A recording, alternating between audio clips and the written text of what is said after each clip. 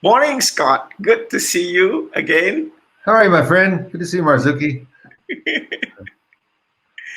Yeah, so excited to have you here. So as we start uh, this interview, this will be a chit chat, a discussion between friends, just for the benefit of uh, anyone here who does not know Scott yet, which I don't know where they are.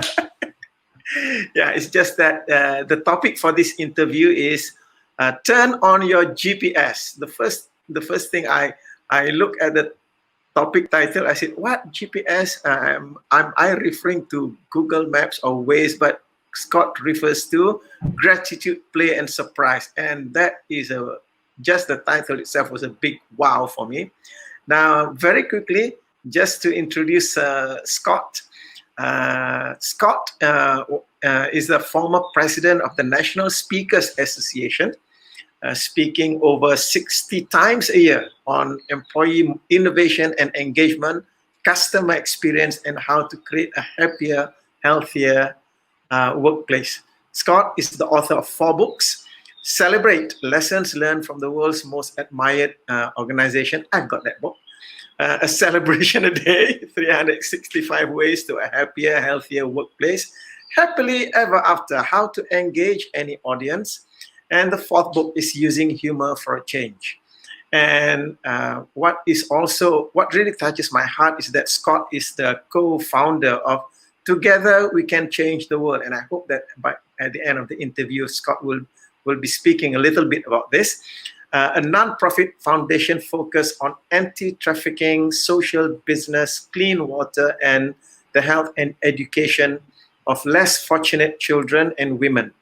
Currently, they have over 20 projects in 6 Southeast Asian countries. Now, personally, to me, Scott is a big-hearted, authentic, and warm person that I feel honored and privileged to call a friend. So again, welcome to the Going Beyond Survival to Long-Term Sustainable Holistic Wealth interview series. So it's a pleasure, Scott, for me to welcome you here. So if I may start off with the question of, with respect to the topic that you are presenting this morning. So what is the relevance of this topic in the context of the crisis that we are currently facing? You know, there's really no relevance whatsoever. No, I'm just kidding. No, I just thought for your first interview, I would throw you off to make you feel comfortable. No, actually, there's quite a bit of relevance.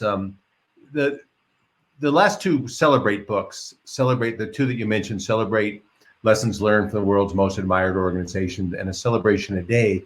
In the books, we define celebration as acknowledging all that is good, the good work that you do, the people that you do it with, the people that you do it for. It's when your to-do list becomes your done list. It's acknowledging the good things in your life. And it's really just a philosophy about life. It's an attitude. It's the lens through which we see our world. So the relevance is at a time like this, more than really any other time, it's so important when we all have uncertainty all over the world right now, and you know it seems to go from fear to uncertainty to panic. I mean, we're all running a certain range of emotions, and that's why to focus on the good in your life and the gifts of your life, and to be grateful at a time like this, and to really look at the gifts and making a difference. And so that's really what the GPS, turning on your GPS, is about. So the relevance is that we all have control of our thoughts. I saw on a T-box once, it says, watch your thoughts, for your thoughts become your words. Watch your words, for your words become your actions. Watch your actions, for your actions become your habits. And watch your habits, for your habits become your destiny. So now it's so important to watch our thoughts. and to to really be grateful and to live in that GPS mentality. So there's your relevance for you. Wow. Wow. So I get it when you say that it's not relevant, because it's not just during this pandemic. It is a life long way of looking at how we live. Yeah, it really is. I mean, it's all about how we interact with other people, and I the book is really a employee engagement, customer experience type book. Both books are, and it's how we treat one another, how we honor one another, how we form relationships, how we build a team, and whether it's our family that we're spending much more time with these days, or whether it's on a Zoom call as we're building relationships with our team and we're learning how to do the virtual teams and form relationships like we are tonight, or in your case today. um, yeah, so it's all about people and relationships. Okay. So it's all about people and relationships. So was that what was driving you? Because I remember that was 9 years ago that you hosted me in your beautiful home in Golden, and it was not just about being there in the house. You introduced me to your friends, to Alan in Boulder, to Joe and Judy in Denver. So was that part of what Yeah. you mean about relationships? Yeah, that was a mistake. I should have never done that. It's done. No, I mean that's the I've been a friend of MAPS, Malaysia Association of Professional Speakers, and my good buddies for there for many years, and we're all a community, and and today more so than ever, we're not only as MAPS and National Speakers Association of America and Asia Professional Speakers of Singapore. I mean, we're all part of the same community, so we open up our homes and our hearts to each other. But I find during this time that never before have we felt the interconnectedness we are as a global community. And so it's important to be able to open up our homes and our hearts to not just our normal communities, but the communities of all of us that are going through the same thing anywhere on this planet right now. And when you mentioned that, that really struck a chord in me, because one of the things that I have noticed in myself during this pandemic is that I begin to notice that I'm beginning to be more grateful of what I have before. Now that I've lost quite I'm not able to go into the forest, that kind of thing, because since I've lost those, I begin to value that, and also I'm beginning to notice all the people who may appear to be doing mundane things on a day-to-day basis, however, beginning to notice how valuable their services are. Yes, I think that's as we slow down our lives a little bit and we have a chance to reflect, we appreciate the little details of our lives, and I think this is a wonderful time to immediately go to gratitude, and I'm very fortunate that that's my default in life. Is when something bad happens, it makes me appreciate all the good things in my life, and sometimes it takes something bad or something that's not what we're used to, or uncomfortable or different, or an inconvenience to make us appreciate, wow, you know what, on a day-to-day basis, our life is pretty darn good. We have a place to live. We have food, and we still have food. We have people in our lives that we love and that love us. And overall, it's a pretty darn good life. And so hopefully that's we take that into account right now, that we don't have some of those simple pleasures of life that we have taken for granted before, that And now that we don't have them, we appreciate them, and we'll really value them and honor them in our lives when we get those things back again. So yeah, I'm just reading Rajan making comment just now that our lives are really good, and it requires something like this to get us to appreciate that. Now, on top of that, Scott, you bring humor into things. Tell me more about this humor that you are bringing into life, so that you will be able to relieve stress. Or how does it benefit us in our life in bringing in humor? Well, humor is a wonderful way to distract from some of the problems or challenges that we have in our lives. And when we're laughing, then we're not feeling stress or fear. Or we're just enjoying the moment, and to live in that present moment, and to have some fun. About 3.5 years ago or so, I started a group called Celebrate at Work, which is really based on the two books. We're just sharing ideas, but I've turned that into more sharing humor really in the last, since this pandemic started, because I think that we all need a release. It just gives us permission to laugh again. I had the tall order of being the very first speaker after the Columbine massacre here in Colorado.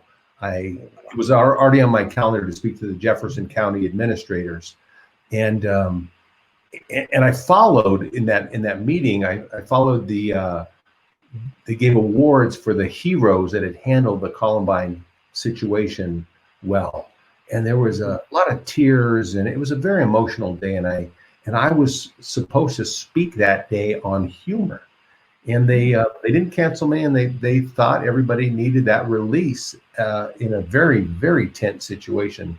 And I remember that day very well. And I started my talk, and I said that your job is not to stop mourning, but to stop only mourning. And with your permission, I would like to take time out today and just enjoy ourselves. Just give originally the day was scheduled as a celebration to laugh together, and so let's honor that. Let's just take an hour a break and have some fun, and to laugh together. And that permission gave people the chance to say, okay, I'm going to just take a break from wherever I'm at in my life and just enjoy the next hour. And that's what humor does. The more we can add humor, I recommend to people to watch comedy on Netflix. I haven't involved myself in any series on Netflix, but I've watched Seinfeld has a new special out that's very good. Sebastian Maniscalco, I think is his name, is hilarious. Ray Romano I've been watching, Jim Gaffigan. I mean, it's there's nothing like just getting a little bit of humor. But my very first book was a book called Using Humor for a Change. And I introduced the concept of the 1 minute humor break. And the 1 minute humor break is basically how we can break the emotional state that we're in through humor. See, if you look at one definition of humor being pain, embarrassment, or stress distanced by time. So if you look at what caused the stress 6 months ago, or a year ago, 2 years ago, hopefully those are the things that we laugh at today. But why do we have to wait? Why can't we have some kind of strategy when we feel the stress creeping up our back and into our shoulders and our neck? When we feel that fear or uncertainty, why can't we change it and find something funny? Thus born the 1 minute humor break. So it's the book is 101 different ideas, and I'll share just a few with you tonight. It's to give us the permission to look at things life a little bit more crazy, and provide an immediate emotional attachment is broken. That the way that we react to stress, our emotional stress pattern changes. All right. So one example is like a profanity with a twist. All right. Here's how it works. You write Okay. down all of your favorite cuss words, swear words on a piece of paper, okay? Okay. Some you may need back. Then you can swear word and number 1 through 30, 31 through 60. Next time something upsets you, instead of screaming out the swear word, you just scream out the number. 3, 13, 7, 4, 11, your mother, 9. Shove a 2x4 up your 8. You immediately release the stress. Then people around you start to wonder what those numbers mean. Don't get near Rajan. You know how he is when he screams 7. Trust me, stay away. Just stay away today. Okay. So that's a crazy, that's a crazy idea. But that, but just the fact that you're writing down swear words, you're not thinking about your troubles, right? Yeah. Another one of my favorites is to sing your complaints. So maybe around the house, or for those, you're going to be going back to work soon. America's starting to open up, and a lot of folks are going back to work now here. So what if, instead of complaining and sharing all the stress, you have a policy where you have to sing your complaints. So maybe sing. So maybe you do like a nursery rhyme. Oh wow. A kid's song that you learned when you were young. So it would be something like, I-yo, it's back to work I go, a stressful scene. I'd rather quarantine. I-yo. All right, so again, it's kind of crazy, but to do these little things, break that emotional stress pattern.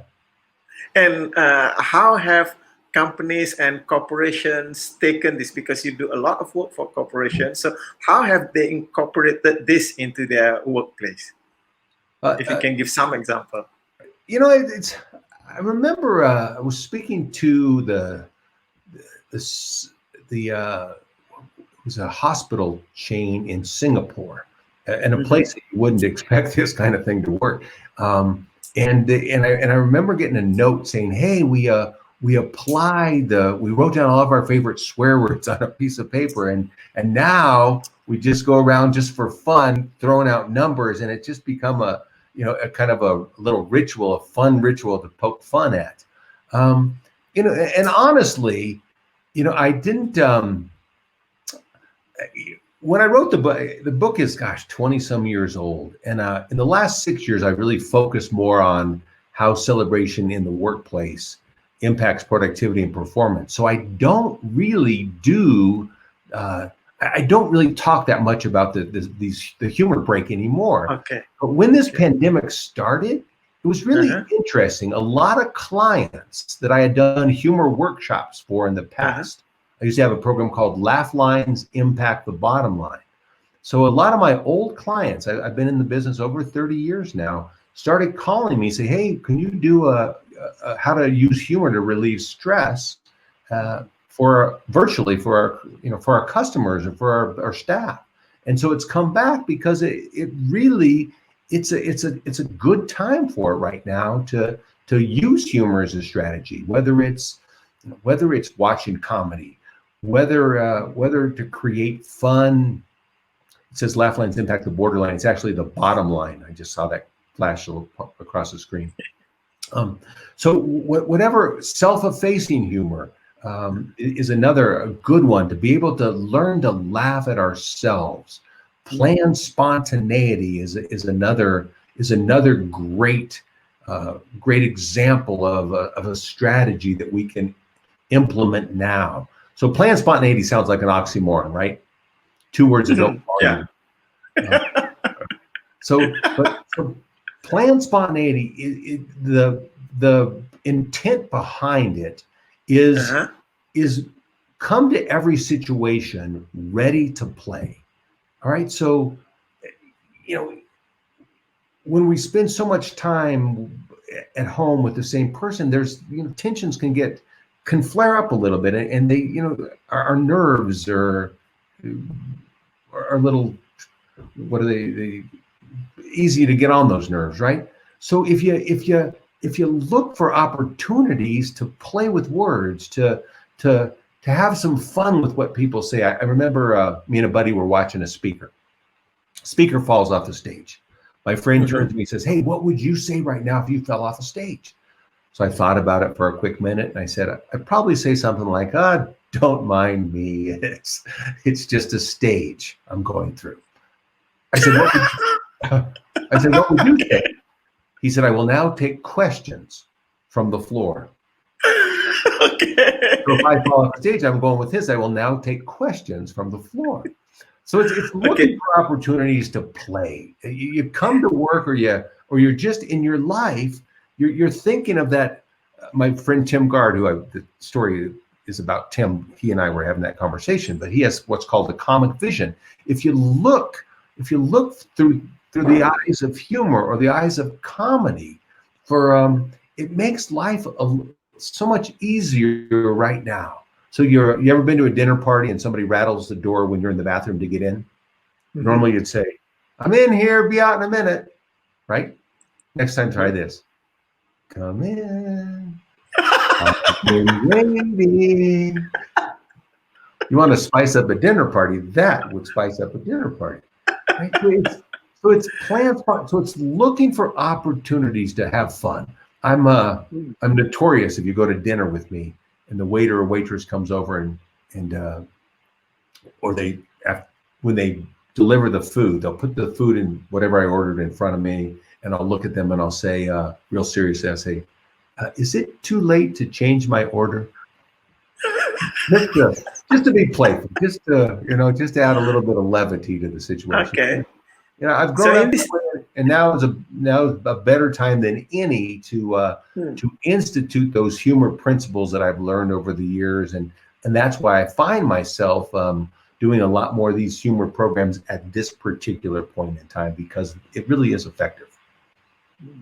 Yeah, as you are mentioning that, especially in the current situation where people are 24/7 at home with their small circle of family. So this plan spontaneity, how would it help people? Because I mean, you're seeing the same face every day, and it can get you, I don't know, especially for people who are not used to be with their family members 24/7. So how does this help? So I mean, the same way. Because if you're thinking about how you can come up with a funny comeback to something somebody says, then you're less likely to get irritated. So let's say you only have you have one main TV in the family room, and I guess and maybe your internet connection is not so good, so you can't watch everything on your computer. Let's just say. So hey, can we watch what I want to watch tonight? Sure, we can, as long as what you want to watch is what I want to watch. Yeah, then we can. You get a chance to play a little bit, and yeah. So okay. I mean, the main thing when you ask that question is look for the funny in the situation. Look for ways to lighten the situation a little bit, and if you look for humor has a way of finding you. So this is the point that you mentioned that about to be able to laugh at yourself, because the thing about humor is that some people might not find what is funny to you as funny. So can you just explain a little bit more about that, because some humor may not go down well with others. And that's why the self-effacing humor, laughing at yourself, is the most important. The highest form of humor is the ability to laugh at yourself. The lowest form of humor is making somebody else a target of a joke. But if you can laugh at yourself, in a sense, what you're saying is that you accept your flaws and your foolishness and your imperfections, and then people can't laugh at you. They have to laugh with you. So if you can laugh at yourself, you will always have something to laugh at. So other people are laughing at you. Why not laugh at yourself? But it's to bring the humor back on you, to poke a little bit of fun at yourself. is let people know that you don't take yourself so serious. That's a great way to get through these tough times as well. So, so in that, before I continue on, just to say hello to those who have just joined in, Wendy and Maya coming in. And going back to the point that Rosita mentioned, permission to laugh, because you mentioned about uh, the uh, the speech that you made at Columbian. Yeah. So getting people to give them the permission to laugh. So what gives? Why do people need to give themselves permission to laugh? Well, in the United States, we're getting close to 100,000 people that have passed away from this pandemic. And so, there's a lot of people think that now is not a time that this is not a laughing matter what we're going through. So when I first started doing programs when this pandemic hit, when I first got back from Asia, I treated it like the Columbine situation, not quite as severe, but I did. I said, hey, can we just wherever I ran a poll about what you're feeling right now, and then I said, okay, as you can see, the emotions are all over, but if I can, with your permission, can we just all agree that for the next hour we're going to give ourselves permission to laugh? So if and some people don't need permission. I'm one that I know the value of humor. I'm sad. I'm empathetic. I lost an uncle that to COVID-19. That they're pretty sure it was COVID-19. It was respiratory. He was in a rehabilitation home for a little while, and he got it and passed away. And so, I mean, it is a serious issue, but I love what Jack Welch said. Jack Welch, he said, when he's asked about, how did he create this amazing learning environment at General Electric, he said he taught his workers to take their work serious, but to take themselves lightly. So I know the power of being able to take ourselves lightly. That doesn't mean we don't take the situation seriously. We can be empathetic. We can be sad. We can mourn a little bit, but we're gonna be much better help to others when we take care of ourselves mentally and emotionally, and that can be with humor. So we can run that balance. But I can appreciate spending a fair amount of time in humor and making sure that I surround myself with people that make me laugh, and that I'm watching shows today that make me laugh, so that I can stay in joy. Yeah, I've been following your Facebook posts, and you give me a laugh every day. I can testify to that. Good. Now, under the current situation, people are under a lot of stress, financial, medical stress, and all that. So, how can we make our culture more positive? So, I know that the way that you're doing is you injecting humor. So what else can we do to make it positive? Well, I've been in a mastermind group for many years with a lady by the name of Mary Laverty. And many years ago, she introduced a concept of the best to me. And I remember we would start off every mastermind meeting. And a mastermind meeting is when 6 of us speakers would meet for a few hours and just brainstorm ideas, basically. And the best of the best is, it started for her when she was coming back from a trip to Disneyland with her family. And when you take a family vacation or holiday, on the way there, everybody, all the kids are well behaved, they're excited, but on the way back, they're a little cranky, right? And maybe haven't had enough sleep, and that's kind of when you run through in your mind which kid you may put up for adoption first. So she created this game called The Best of the Best, where she says, "Hey, what was your favorite ride, the best ride at Disneyland? Your favorite character, who was that? The best meal we had, the most fun we had at night, the best laugh we had." As many categories as you could come up with for the best of the best. And it was so effective to getting for that ride home that she started that concept around the dinner table at home. Was they would sit down as a family for dinner after school, and the first question she would ask her kids is, "What's the best thing that happened at school today? Tell me something positive." So she taught her kids to look for what's positive in their lives. And that really helped to create three very well-adjusted, positive kids. And so this best of the best, I remember I had the great fortune of serving the National Speakers Association as president in 2004, 2005. My favorite game to play was the best of the best, as I would go from country to country in the different chapters, 38 different chapters in the US. And, you'd go out to dinner the night before with the board, and maybe I knew half the people there and didn't know the other half. What a great way to get to know people is by saying, "Hey, what's the most exciting thing going on in your life right now?"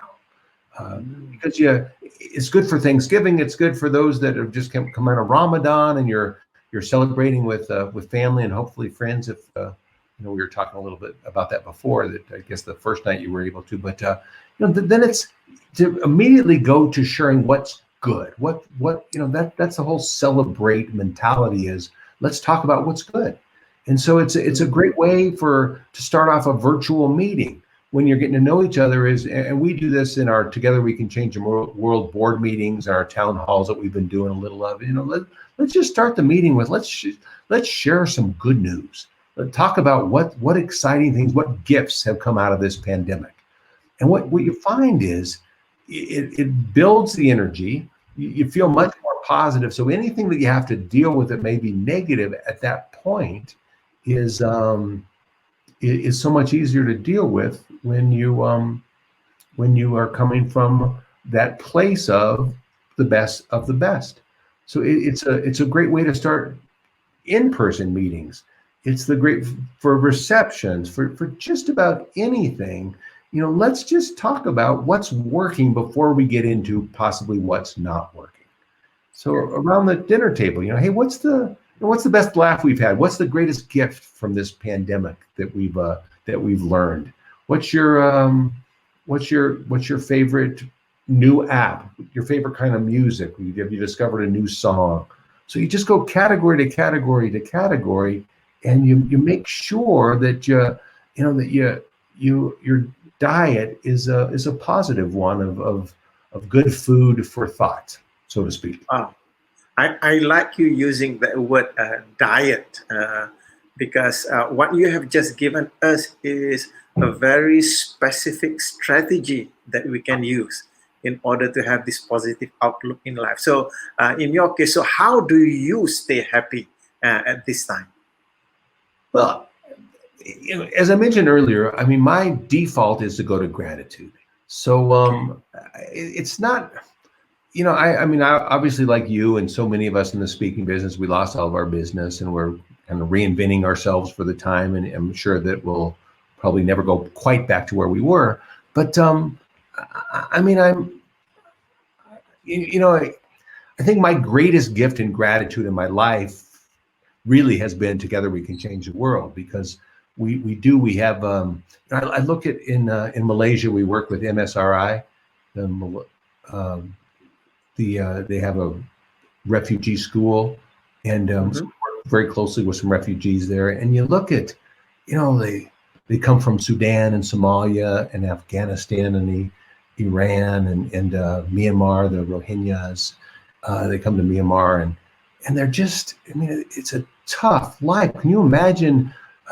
You're having to run from your country and end up in another country, and everything you knew and appreciated was taken away from you. So when I think about the life that I have, and we've been giving a lot of money to a lot of different causes in the 5 countries we serve, including MSRI, to these refugees who I mean, they're looking. A lot of them don't know where their next meal's coming from, and so.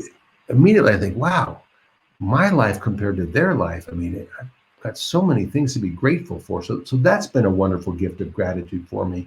But just to appreciate the upbringing I've had, the friends I have in my life. I mean, I just always go back to gratitude and to count our blessings.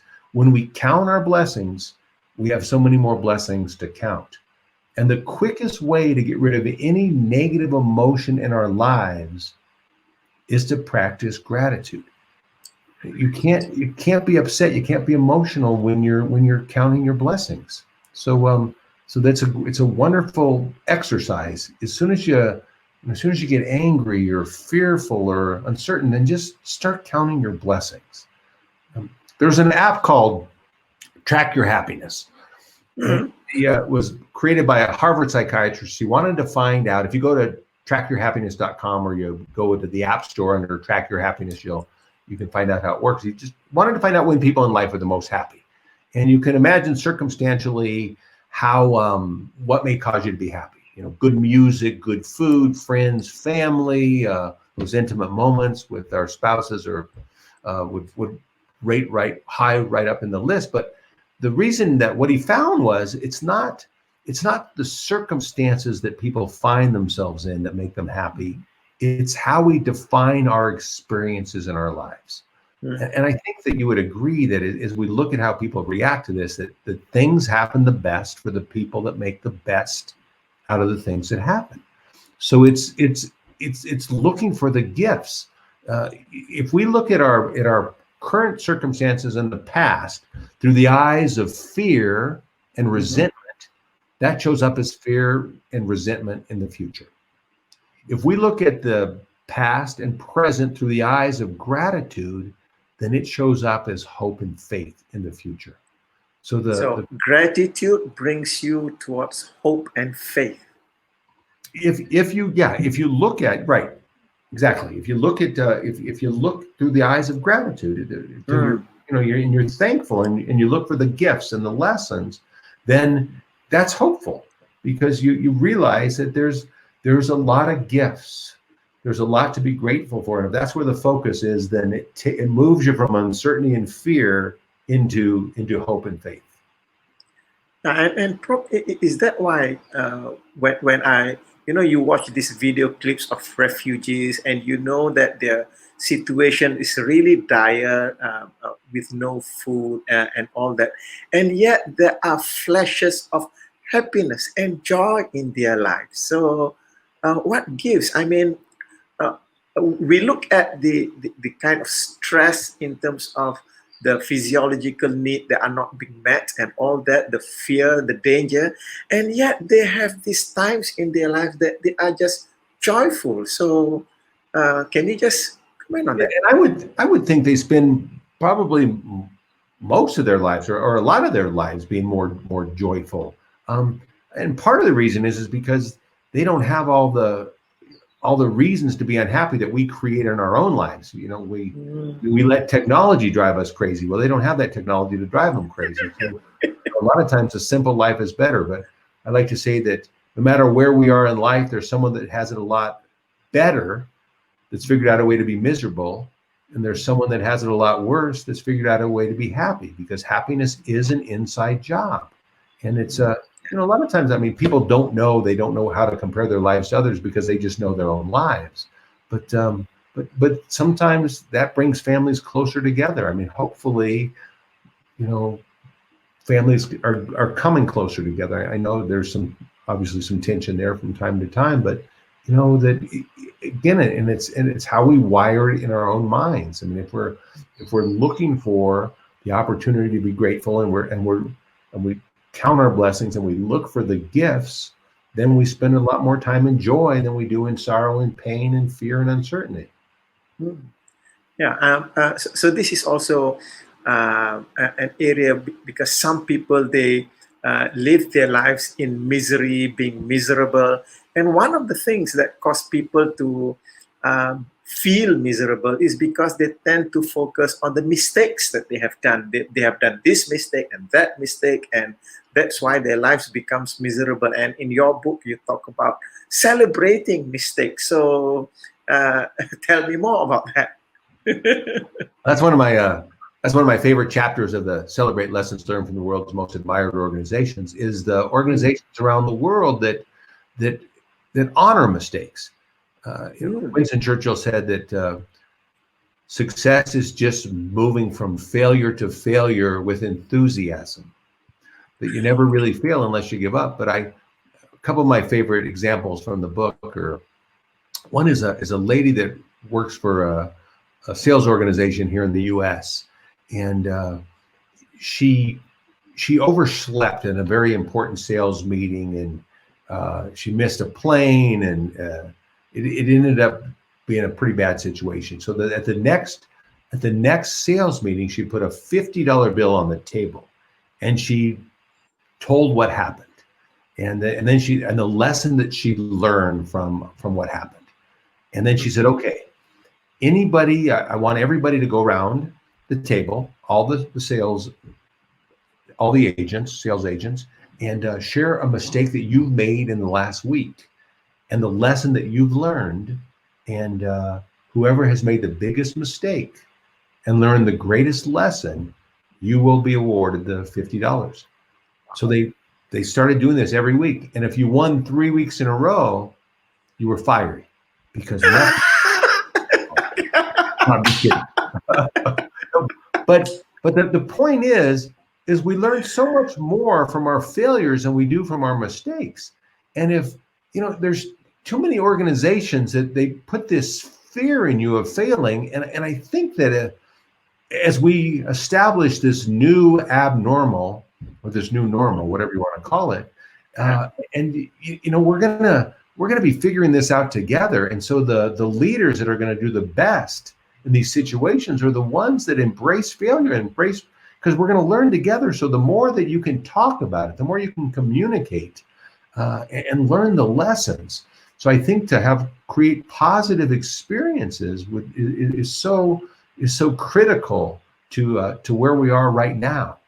Another one of my favorite examples that came in for the book was called it's a wine and wow Friday.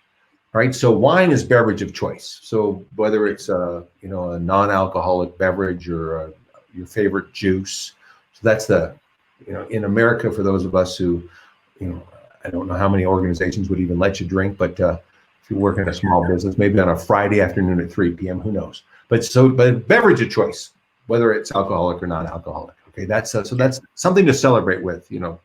Sparkling non-alcoholic champagne is perfect, or whatever. Okay, so then the next wine is, okay, let's talk about a mistake that we made. Let's talk about a lesson that we learned this week. Right? So it's a chance to talk about really anything you want to talk about. And some bosses that you get so busy that you can't talk to them, or that they're so reactive when they just can't take the criticism when it's even not criticism. Maybe it's just feedback, but they take it as criticism. So now's the time that you can talk about anything, and you got to be open about it, and let's just learn the lessons. And then the wow, so it's wine, wow, or just wine, wow. And the wow is, let's share something good before the weekend's over. Let's share a win that we had, a best of the best. Let's celebrate something good. Let's acknowledge what has worked around here. So it's a great little ritual to celebrate the good things and to learn from the things that don't go so well.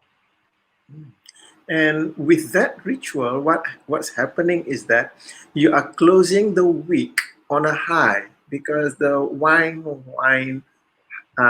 wow, you're closing the week with a wow. So that gets people into a very positive state as they go for the weekend. Yeah, and you're clearing the air too. That's two things there, really.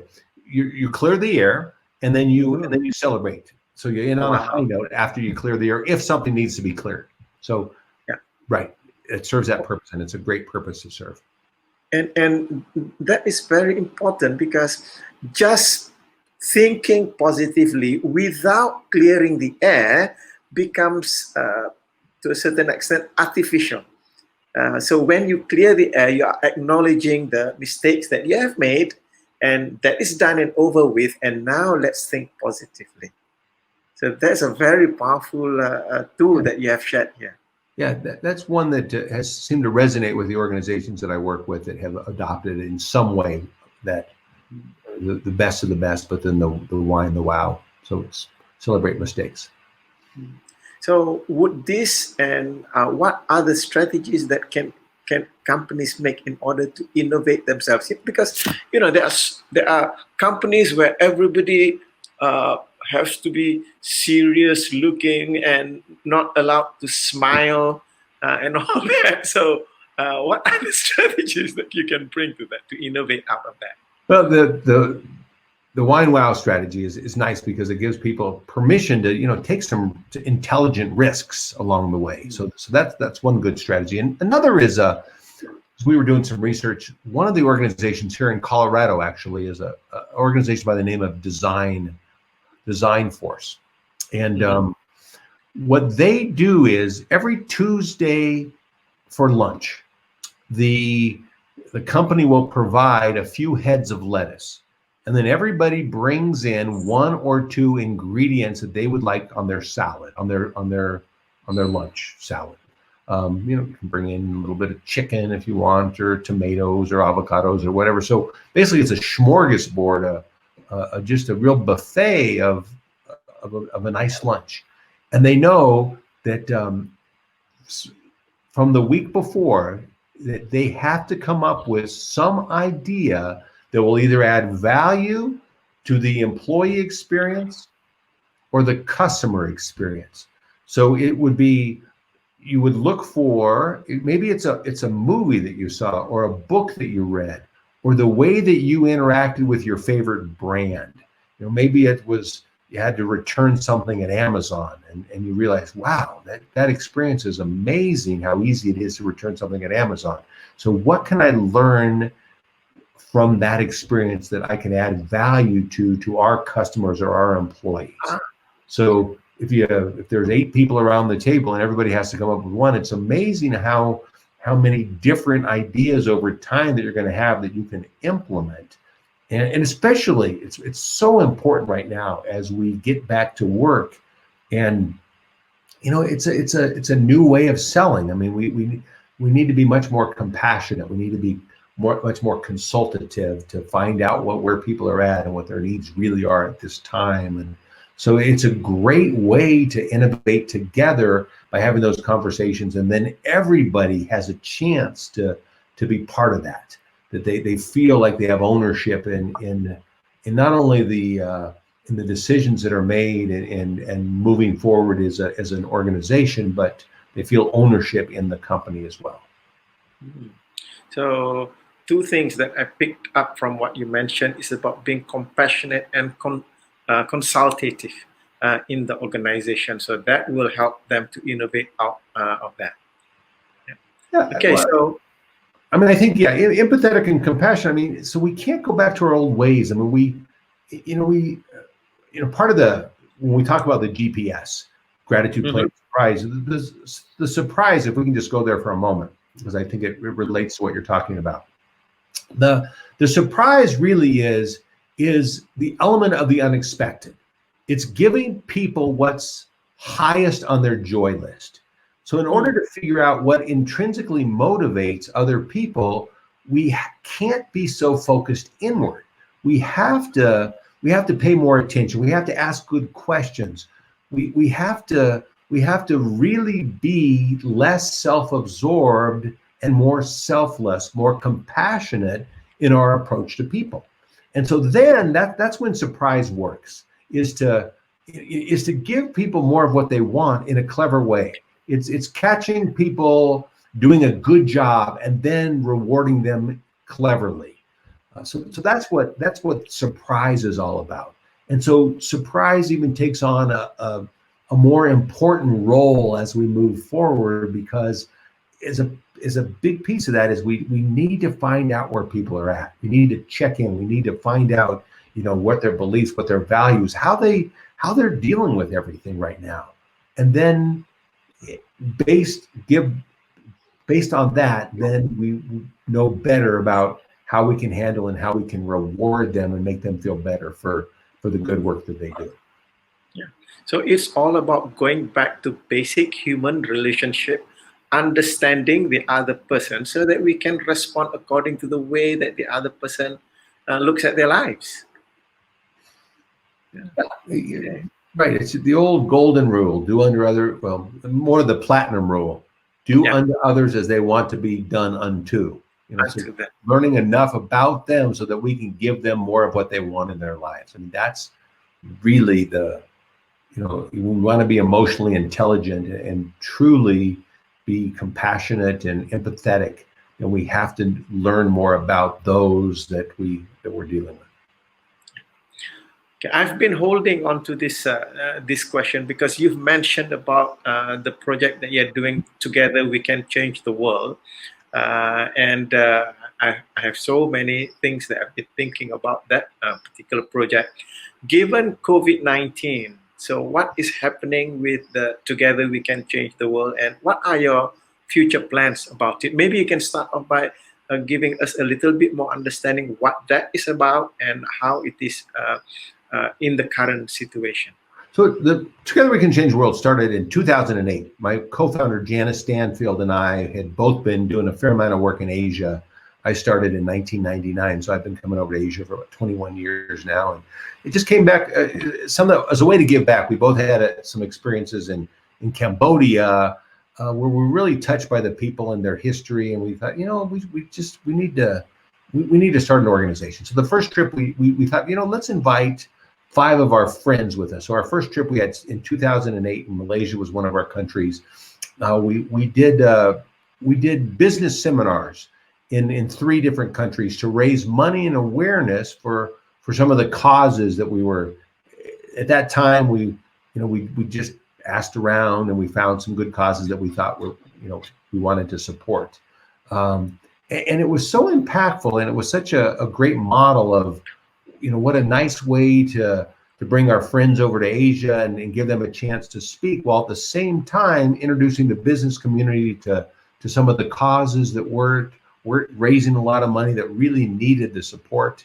And our mission is to educate and empower and look after the well-being of less fortunate children and women. So then we started doing these 2 tours a year. We got some sponsors.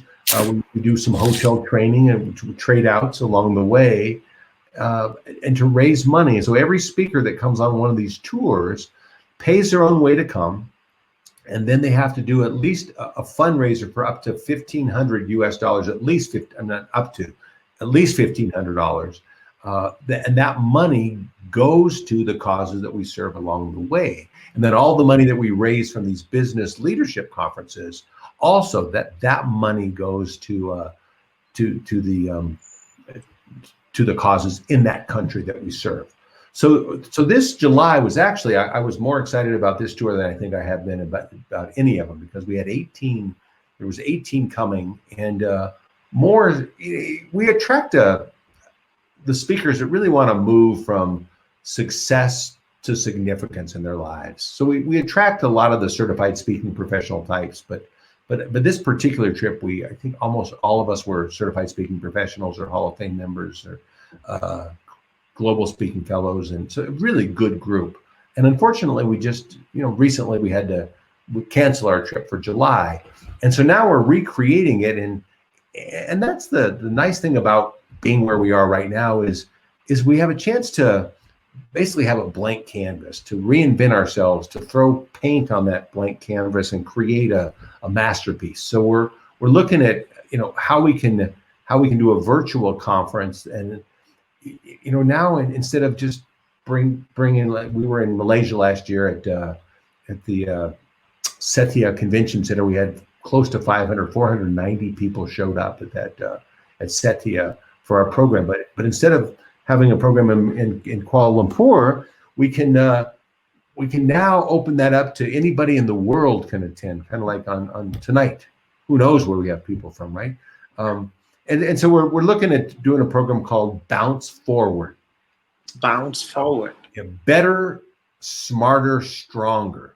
And we're looking for celebrities, world leader types, just some very well-known people that have had setbacks, and how they bounce forward, and the lessons that they've learned along the way, and the lessons that we can learn as we recreate, we reinvent, we reimagine what our own future and the future of our organizations can look like. So so we're excited. We're just in the beginning stages, but we're talking to a lot of some folks that you would recognize that, and hopefully we'll have a very very what's the right word? Just a group of very esteemed professionals and celebrity types that have learned and want to share their brilliance with us and raise some money for some good causes.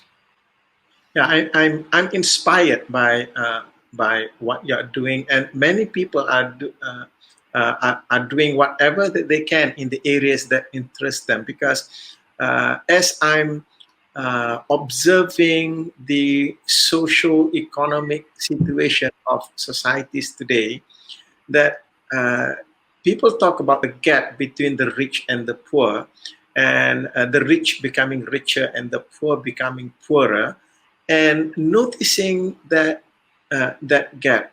I'm also noticing that amongst the people who are rich, who are wealthy, there are so many individuals who are ready and willing to help.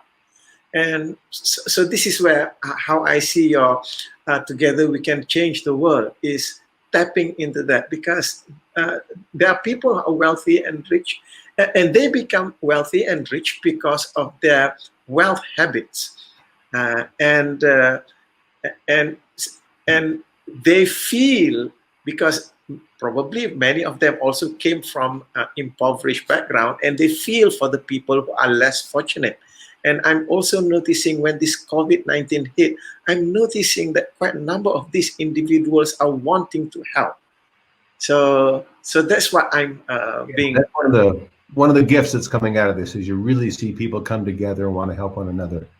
And talking about wealth, I'm looking forward to hearing one of your speakers on Wednesday, Rajan, who I know is on the call because he's been chatting in the chat box. Thank you for all the good summaries here. But to talk about how to make money and how to keep money, and Rajan, of course, is a very compassionate himself and comes from the right place and is a supporter of ours as well. And together we can change the world. And a good buddy from MAPS from many years ago. I met him when I first came over to started working with MAPS. So looking forward to that. Correct. Yeah. So yeah, I'm also looking forward to that because one of the primary reasons I'm having Rajan on Friday is because people who are currently not wealthy or been badly affected by this pandemic, is that it is because these people are not lazy. These people are. It's just that they have not learned the skills. They have not learned the strategies. So that's also part of what I have in mind, that when people are able to learn the strategies of wealth, and for me, what you have covered today is the wealth strategy for mental and emotional health. So and if people don't know this strategy of how to use humor, how to look on the bright side of things, then the mental and emotional health will suffer in that sense. It's just that people need to learn. And so that's probably the reason why I'm having this series, so that we can approach people, we can get them to be exposed to there are other strategies that we can learn to make ourselves better in this situation. So yeah, well, I'm impressed that you're doing this 8 nights in a row, and I think it's a wonderful thing to do, and I commend you for reaching out and helping folks. So thank you. And thanks for having me kick it off. So I'm just looking at the comments that the participants are putting in. So looking if there are any questions. We've come to about the end of the session. So if there are any questions that you may want to ask, just put into the comments, and we'll take the questions from there. While waiting for the questions, just to check with you, Scott, with respect to what it is that you're doing. How can people know more about what you're doing? Because I do believe that there are people who will want to be able to be together with you or gain some of your expertise from there. So how can they do that? We have a Facebook page at Together We Can Change the World. So it's together, comma, we can change the world at Facebook. Our website is twcctw.org, which is togetherwecanchangetheworld.org, the first letter of each word. Personally, Scott at scottfriedman.net. You can find me. And I mentioned we talked a little about the group I have at Facebook called Celebrate at Work. So if you just go to Facebook and put in Celebrate at Work, I would love you to join my Facebook group. We share some humor and some good ideas, a little inspiration every day. So yeah, good way to laugh and make sure that you keep focused on the positive. Okay, so one other thing I told you, and anybody who would like a copy of either Celebrate Lessons Learned from the World's Most Admired Organizations or a Celebration a Day, 365 Ways to a Happier, Healthier Workplace, or Happily Ever Laughter, how to engage in the audience, if you send me a note at scott@scottfriedman.net, I'm happy to send you the electronic version of any of those three books, just for being on the inaugural session of the program series. So, okay, so thank you, Smaya. She mentioned that asking if she can share these videos to friends. Yes, we are recording this, and I will also post it on YouTube so that you can share it to others. Now, I'm going to a question coming from Rajan. Scott, if you're ready to the question coming from Rajan is, Scott, given the current leadership vacuum in the US, how are regular Americans taking charge of the narrative around this pandemic to help the world? Is there an easier question to start the questions off with? Oh boy, that's a loaded question. Unfortunately, I'm very sorry to say that I do not think that America is leading in how to deal with this pandemic.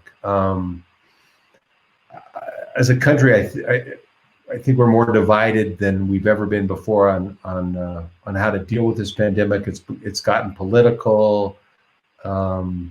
There's those that want to reopen and they don't care about infecting others, while others are much more cautious. And so the narrative's all over the place, depending on who you talk to.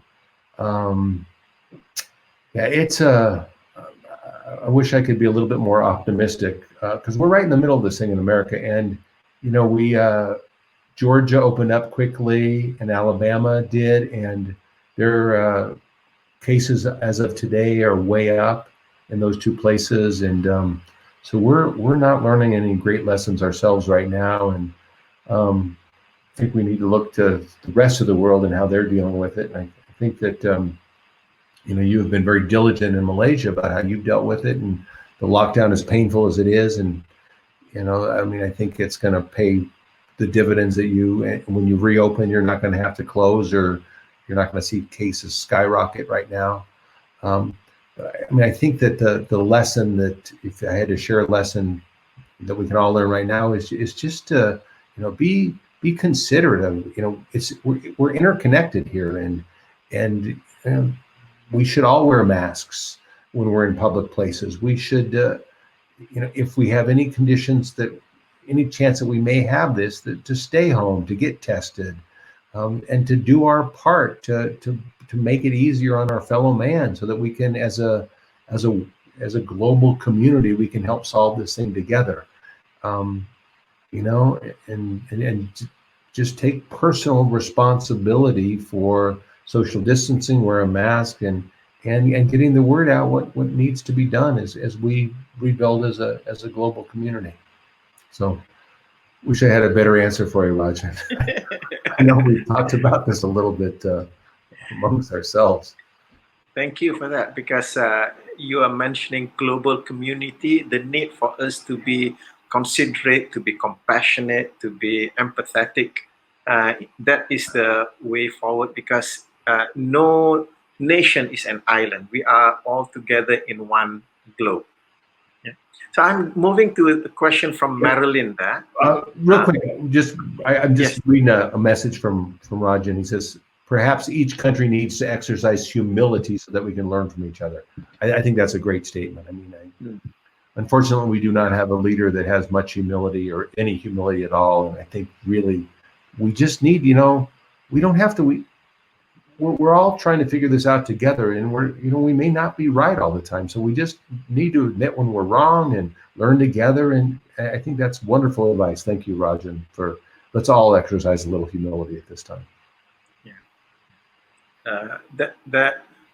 When you mentioned that, I recall an interview a statement given by, I don't know whether I pronounce his name right, the governor of New York, Cuomo.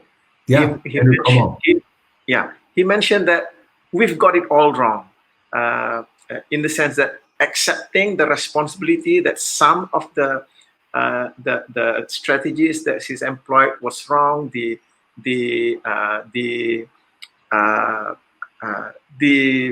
information that they get from the analysts are not totally right. But the point that Scott, you mentioned, that we need to figure it out, because nobody knows the exactly what it is. So it's about having that humility, that when I take an initiative and that didn't turn out right, to be able to say that, hey, I got it wrong at that time, so let's work out better for the next one.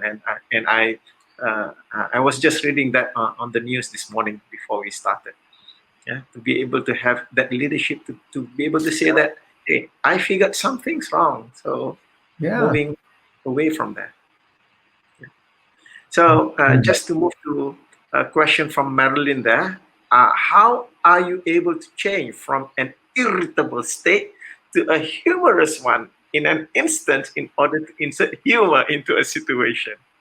Well, we talked a little about the quickest way to change any negative emotion is to practice gratitude. So to change your thoughts from being irritated to, okay, so so I'm irritated, but now what am I also grateful for? Or if there was a gift in this situation, what would that gift be? So that changes your emotional state. So that's changes you from being irritable possibly to gratitude, or to being thankful and more joyous. The humor thing is, that's a little bit more training your mind to look for the comedic value. We talked about the 1 minute humor break. It's, as soon as you feel that stress creeping up your back or shoulders, or you find yourself irritable, what can we do? I mentioned a few examples, the song, or what if you, one I didn't mention that's in the book is to celebrate or the first stress of the day, or laugh at the first stress of the day. So you look for opportunities when you're irritable to celebrate those moments. And just the fact that you're celebrating those moments, or to pick up the phone and call your home phone from your mobile phone, or your mobile phone to your mobile phone, and relieve the stress there. Hi, Scott, this is Scott. If you're like me, and I know I am, you're not having a very good day.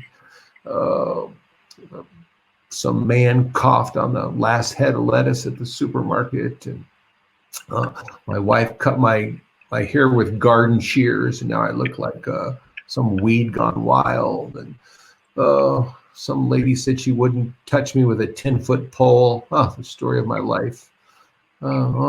No, my self-esteem is so low that even my imaginary friend won't play with me anymore. No need to call me back. I'll just see you when you get home. Do me a favor, clean up the place a little, will you? All right, I love you. Bye. So it's just doing something extreme. I mean, look for ways to break that emotional pattern that we find ourselves in, and it doesn't matter what the strategy is, as long as you're doing something. All right. So we need to take responsibility for when we get irritated, and gratitude's a wonderful way to change that emotional state. And looking for the humor, taking the 1 minute humor break is another one. Yeah. Wow. Thank you. I can't stop myself laughing as you do that. I've got my eldest granddaughter. She's very she has a humorous take on almost anything in life, to the extent that when one day I just blurted out, I asked her, "Grasshopper, are all the bones in your body humorous bones, funny bones?" And with a straight face, she looked at me, "No." And I was stunned, and I asked her, "So which one is not the funny bone?" "My sternum." And I, like, where'd that come from? yep. And she was about, what, 4 or 5 at that time. And I really went, where did that come from? And as what you're saying is just go and find the funny way of looking at things, because when we look at a different perspective, then we can find a funny way. And you mentioned about this earlier, that for most people, even though they have gone through a crisis in life, but time allows them to take a different outlook to what happened. It's just that we don't really need that time, as you mentioned, when we are able to approach things from joy, from gratitude, as what Hashim mentioned, that joy and gratitude, then we don't require time to be able to look at the funny side of that situation coming in from gratitude and joy. Yeah. She must be a joy to be around, huh? Mm-hmm. Oh, yes. And frankly, I've learned so much from her with respect to looking at things from the humorous perspective. She tends to look at things from humor, almost automatically in many different situations. Yeah, Now, let me just for a long time, huh? Yeah. Let me take this question from Siti Maheran. We are coming to a close now. How can we invite stressed out serious leaders to engage in GPS? So, it's so tough sometimes when we're dealing with leaders that just don't see the humor in situations, that don't live from a place of gratitude. So we need to take baby steps. And I think the best of the best may be one of the easiest rituals to get buy-in from a serious, stressed out leader. And to show some statistics from sharing positivity in the workplace and how workers are more productive. Just say, hey, can we just start off by sharing just a few positive things when we start a meeting. And then I think that they would see that the reaction, that the positive energy that is generated, and you hope. So over time, if you can just build in a few different rituals, positive rituals, and I'm happy to share, as I mentioned before, there's a lot. The celebration a day has 365 different ideas on really how that fall into gratitude, play, or surprise, and what you can do in the workplace. So I think there's some good ideas, but the less threatening ones are the ones that they may be open to. And then, of course, if you can tie it to results, or the bottom line through studies, or then that may be a way to get buy-in from a stressed out, serious leader. Okay, thank you very much, Scott. I really enjoyed this session. I've learned so much. I've taken lots and lots of notes for myself. Yeah. I wonder if that's the same with the participants who are viewing it. And before we end, I'd just like to mention my sincere appreciation again to you for being so open, so gracious, and